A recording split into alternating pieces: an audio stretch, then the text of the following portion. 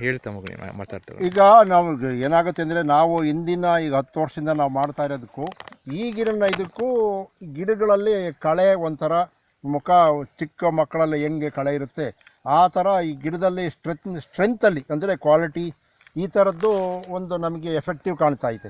ಮುಂಚೆಗೂ ಈಗಿನೂ ನೋಡಿದರೆ ಅದು ನಮಗೆ ಏನಾಗುತ್ತೆ ಅಂದರೆ ಮನುಷ್ಯರು ವಯಸ್ಸಾದವ್ರಿಗೂ ಇದಕ್ಕೆ ಈ ಗಿಡ ಇಷ್ಟು ವಯಸ್ಸಾದ್ರೂ ಈಗ ಹೊಸ ಗಿಡ ಬಂದಂಗೆ ಕಳೆ ಬಂದಿದೆ ಈ ಗಿಡಕ್ಕೆ. ಎಷ್ಟು ವಯಸ್ಸಾಗಿದೆ? ಈಗಾಗಲೇ 10 ವರ್ಷದ 12ನೇ ವರ್ಷ ಈ ಗಿಡಕ್ಕೆ. 12 ವರ್ಷ ಆಗಿತ್ತು ನಾನು ಇಟ್ಟು. ಈಗಾಗಲೇ 8, 10, 11ನೇ ಬೆಳೆ ಇದೀವಿ. ನನಗೆ 11 ಬೆಳೆ ತಗೊತಾ ಇದ್ದೀನಿ. ಈ 11ನೇ ಬೆಳೆಗಿನ್ನ ಇವಾಗ ಚೆನ್ನಾಗಿ ನಮಗೆ ದೊಡ್ಡ ಗಿಡ ಅದರಿಂದ ನಮಗೆ ಕ್ವಾಲಿಟಿ ಫಸ್ಟ್ ಗಿಡದಲ್ಲಿ ಚೆನ್ನಾಗಿ ಬರುತ್ತೆ, ಎಲ್ಲರೂ ಅದನ್ನ ಒಪ್ಕೊಂತೀವಿ. ಆದರೆ ಹಳೆ ಗಿಡದಾಗ ಬರಬೇಕಲ್ವಾ, ಹಳೆ ಗಿಡದಲ್ಲಿ ಬರತಕ್ಕಂಥ ಇದು ಈಗ ನೋಡಿದರೆ ನಮಗೆ ಯಾಕೆಂದರೆ ಅವತ್ತಿಂದ ಇವತ್ತಿನವರೆಗೂ ಈ ಬೆಳೆನಲ್ಲಿ ಡಿಫ್ರೆಂಟ್ ಕಾಣ್ತಾ ಇದೆ ನನಗೆ. ಅದರಿಂದ ಇವಾಗ ಒಳ್ಳೆ ಕ್ವಾಲಿಟಿ ಬಂದಿದೆ ಮತ್ತು ಗಿಡದಲ್ಲಿ ಒಳ್ಳೆ ಸ್ಟ್ರಕ್ಚರ್ ಅಂದರೆ ಇದು ಚೆನ್ನಾಗಿ ಸಾಗಿದೆ ಅಂತ ನನಗೆ ಅನಿಸುತ್ತೆ. ನನಗೆ ಈಗಿನ ಅನುಭವ ಇನ್ನೂ ಮುಂದೆ ನೋಡ್ಬೇಕು, ಇನ್ನೂ ಬರೋ ಅಂಥ ಕ್ವಾಲಿಟಿ ಇದೆ. ಇನ್ನೂ ಒಂದು ವಾರಕ್ಕೆ 15 ದಿವಸ ಕಳೆದ್ರೆ ಇನ್ನೂ ಚೆನ್ನಾಗಿ ಕಾಣಿಸುತ್ತೆ ಅಂತ ನನಗೆ ಅನಿಸುತ್ತೆ. ಈಗಿನ ಇನ್ನೂ ಒಂದು ವಾರ ಕಳಿಬೇಕು. ಈಗಾಗಲೇ ಅರ್ಧ ಭಾಗ ಹೂವು ಬಿದ್ದೋಗಿದೆ, ಗಂಡು. ಆ ಗಂಡೆಲ್ಲ ಬಿದ್ದೋದ್ರೂ ಈಗ ಉಳಿದಿರೋದೇ ಬೇಕಾದ್ರೆ ಒಂದು ಗಿಡಕ್ಕೆ 500 ಕಾಯಿ ಮೇಲೆ ಉಳಿಯುತ್ತೆ ಇವಾಗ ನನಗೆ.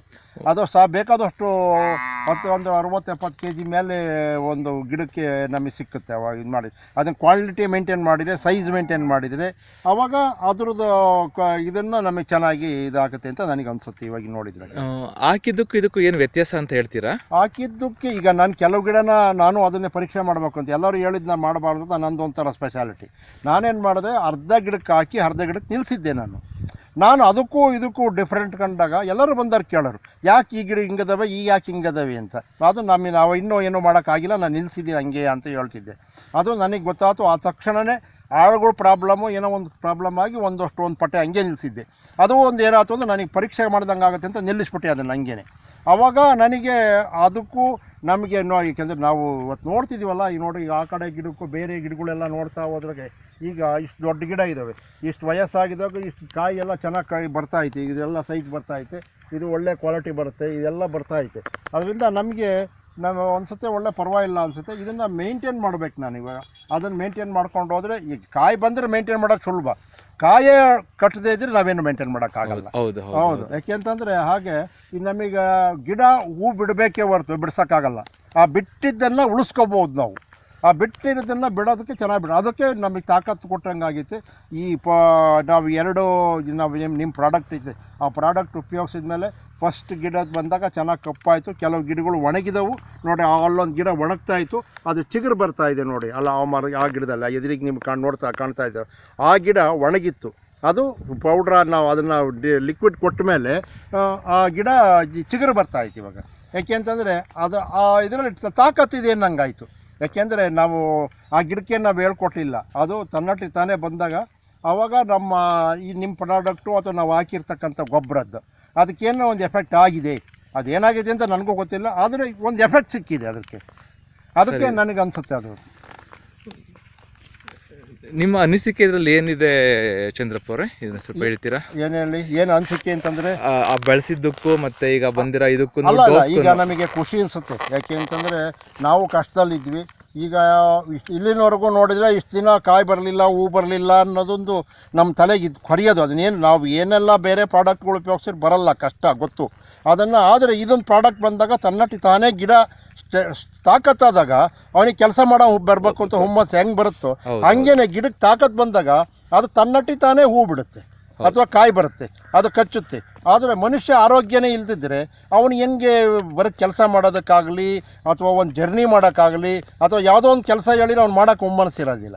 ಹಾಗೆ ಗಿಡಗಳಿಗೂ ಒಂದು ಹುಮ್ಮನಸ್ಸು ಬರಬೇಕು ಅಂದರೆ ಆ ಥರ ಈ ಪ್ರಾಡಕ್ಟ್ ಅವಕ್ಕೆ ತಾಕತ್ತು ನಾವು ಏನು ಕೊಟ್ಟಾಗ ಪ್ರಾಡಕ್ಟ್ ಹೆಂಗೆ ನಮಗೆ ರೀಚ್ ಆತೋ ಅದಕ್ಕೆ ತಕ್ಕನಾದ ಗಿಡದಾಗ ಹುಮ್ಮನಸ್ಸು ಬಂತು. ಅದಕ್ಕೆ ನಾನು ಯಾವುದೇ ಒಂದು ಗಿಡ, ಒಂದು ಪ್ರಾಣಿ, ಪ್ರತಿ ವರ್ಗನೂ ತನ್ನ ಸಂತಾನ ಉತ್ಪತ್ತಿಗೆ ಮತ್ತು ತನ್ನ ಕುಲವನ್ನು ಉದ್ಧರಿಸೋಕ್ಕೋಸ್ಕರ ಶ್ರಮ ಪಡ್ತವೆ ನನ್ನ ಅನಿಸಿಕೆ ಪ್ರಕಾರ. ಅದಕ್ಕೋಸ್ಕರನೇ ನಾವು ಹಣ್ಣು ಹೂವು ಬಿಡೋದು. ಆದರೆ ಮನುಷ್ಯರು ನಾವು ಅದನ್ನು ಉಪಯೋಗಿಸ್ತೀವಿ, ಆದರೆ ಅದು ಸಂತಾನೋತ್ಪತ್ತಿಗೆ ಮಾವು, ಈ ದಾಳಿಂಬ್ರೆ ಇದೆಲ್ಲ ಮಾತ್ರ ಅಷ್ಟೇ.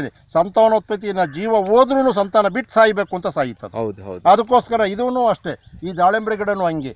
ಅದಕ್ಕೋಸ್ಕರನೇ ಇದು ಈ ಗಿಡ ಹೂ ಬಿಡೋಕ್ಕೆ ಅದು ತಾಕತ್ತಿರಲಿಲ್ಲ, ಬಿಟ್ಟಿರಲಿಲ್ಲ. ನಮ್ಗೆ ಹೋದ ಸತಿನೂ ಇಷ್ಟೊಂದು ಬಂದಿರಲೇ ಇಲ್ಲ.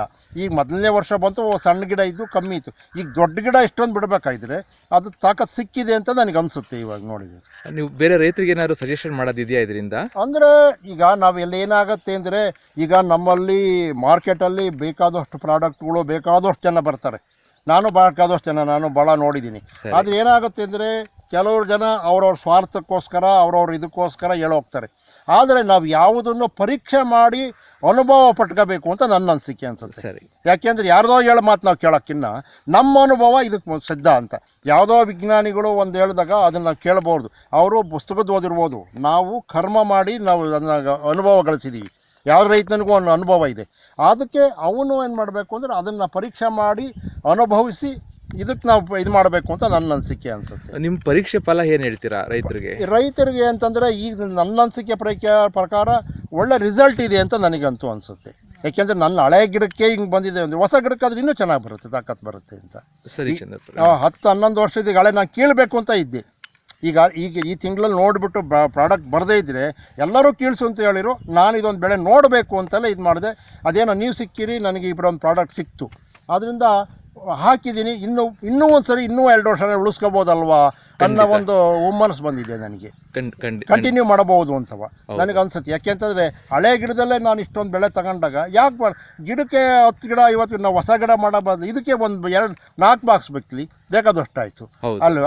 ಹಂಗೆ ನಾವು ಹೊಸ ಪ್ಲಾಟ್ ಮಾಡಿ ಇದಕ್ಕೆ ಹಳೆ ಪ್ಲಾಟಲ್ಲೇ ಯಾಕೆ ತಗೋಬಾರ್ದು? ನಾವು ಹೊಸಬ್ರು ಹುಡುಕೊಂಡೋಗಿ ಅವ್ರ ಹಳೇದ್ರಲ್ಲೇ ನಾವು ಯಾಕೆ ಹುಡುಕ್ಬಾರ್ದು ಅಂತ ನನ್ನ ಅನಿಸಿಕೆ ಅನಿಸುತ್ತೆ. ಸರಿ ಚಂದ್ರಪ್ಪ, ಸರಿ.